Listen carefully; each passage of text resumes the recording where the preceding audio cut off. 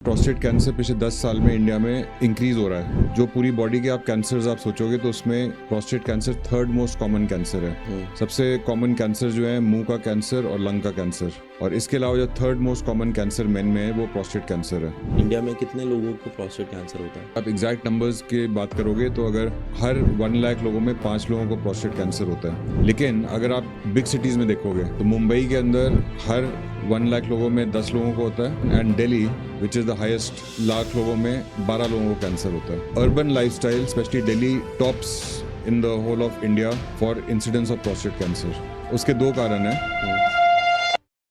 और ladies and gentleman, आज जो हमारे गेस्ट हैं उनका नाम है doctor Ashish Sabharwal. He is a prostate cancer specialist in Apollo hospitals in Delhi. 14 साल experience with extensive study in robotic surgery from Miami USA.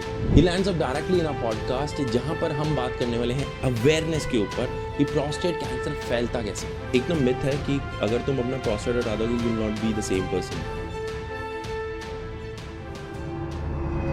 मुझे ना ये जानना है कि if someone gets the test done and what is the way to consult the right point of contact for prostate cancer or anything related to the prostate, who are the right people for prostate? So that's a good question. Like कैसे, सबसे पहले हमको समझना चाहिए कि कैसे हम लोगों का डायग्नोस होता है। काफ़ी बारी तो रूटीन हेल्थ चेकअप्स में आप गए, उसमें आपने टेस्ट कराया, उसमें PSA बढ़ा हुआ आया। ठीक है। तो PSA बढ़ा हुआ आया, उसके बाद आपने बायोप्सी कराई, उसमें कैंसर आया। एक तो ऐसे होता है। दूसरा, आपने अपने कभी प्रोस्टेट सर्जरी कराई है एनलार्जमेंट के लिए, उसमें बायोप्सी कराई तो उसमें कैंसर आ गया, आपका PSA कभी बड़ा नहीं हुआ था। तो यही 2 कॉमन तरीके हैं जिससे कैंसर डायग्नोस होता है। तो या तो आपने अपने रेगुलर यूरोलॉजिस्ट के पास गए हो, तो उनसे आपने प्रोस्टेट की सर्जरी कराई थी, उसमें बायोप्सी में कैंसर आया है। लेकिन जो नॉर्मल प्रोस्टेट सर्जरी उसमें पूरा प्रोस्टेट नहीं निकला होता, तो कैंसर ट्रीटमेंट नहीं हुआ होता, सिर्फ आपने थोड़ा बहुत प्रोस्टेट जो ब्लॉक कर रहा था वो निकलवाया है। तो उससे आपका डायग्नोस होता है।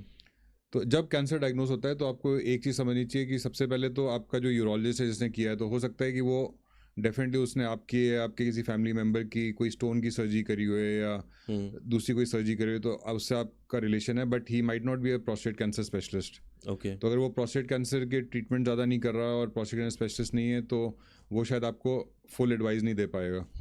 दूसरी चीज़, कैंसर नाम सुन के लोग ऑन्कोलॉजिस्ट के पास जाते हैं। तो ऑन्कोलॉजिस्ट जो होते हैं वो ज़्यादातर मेडिकल ऑन्कोलॉजिस्ट होते हैं। उन्होंने कभी सर्जरी के बारे में सुना नहीं है, कोई एक्सपोजर नहीं है, रेडिएशन के बारे में कभी सुना नहीं है, वो एक्सपोजर नहीं है, और दवाइयों के बारे में भी वो ज़्यादातर ब्रेस्ट कैंसर, कोलोन कैंसर, इन सब के बारे में ज़्यादा ट्रीटमेंट कर रहे हैं, प्रोस्टेट कैंसर के बारे में इतना जानते नहीं है। तो ऑन्कोलॉजिस्ट भी आइडियल डॉक्टर नहीं है। प्रोस्टेट कैंसर के लिए आपको यूरो ऑन्कोलॉजिस्ट के पास जाना चाहिए, और वो भी जो स्पेशली प्रोस्टेट कैंसर में स्पेशलिस्ट हुए। ओके। जैसे मैं एक प्रोस्टेट कैंसर स्पेशलिस्ट हूँ। मैंने US में 3 इयर्स ट्रेनिंग करी थी एंडोयूरोलॉजी रोबोटिक सर्जरी में 2008 से 2011 तक। उसके बाद फिर मैं अपोलो हॉस्पिटल में आके प्रोस्टेट कैंसर का ट्रीटमेंट रेगुलरली कर रहा हूँ। हमारे पास जब पेशेंट्स आते हैं तो हम हमारे पास फैसिलिटीज़ है, इक्विपमेंट है कि हम पेशेंट की एग्जैक्ट ग्रेडिंग करें, एग्जैक्ट स्टेजिंग करें, देखें कि किस स्टेज पे कैंसर है, और हम लोग सारे ट्रीटमेंट्स करते हैं वहाँ पे।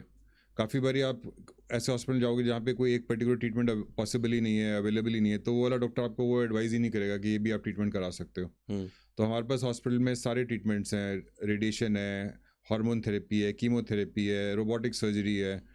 तो हम सारे ट्रीटमेंट्स आपको एडवाइस कर सकते हैं, और आपके लिए जो बेस्ट ट्रीटमेंट होगा वो वाला ही आपको एडवाइस करेंगे। तो इसीलिए अगर आपका प्रोस्टेट कैंसर डायग्नोस होता है तो आपको ऐसे ही डॉक्टर और ऐसी हॉस्पिटल के पास जाना चाहिए जहाँ पे सारे ट्रीटमेंट्स पॉसिबल हों, और ऐसी डॉक्टर के पास जिसका स्पेशली प्रोस्टेट कैंसर में इंटरेस्ट हो और वो ऐसे पेशेंट्स को रेगुलरली ट्रीट कर रहा है। Okay. The term you use is यूरोंकोलॉजिस्ट।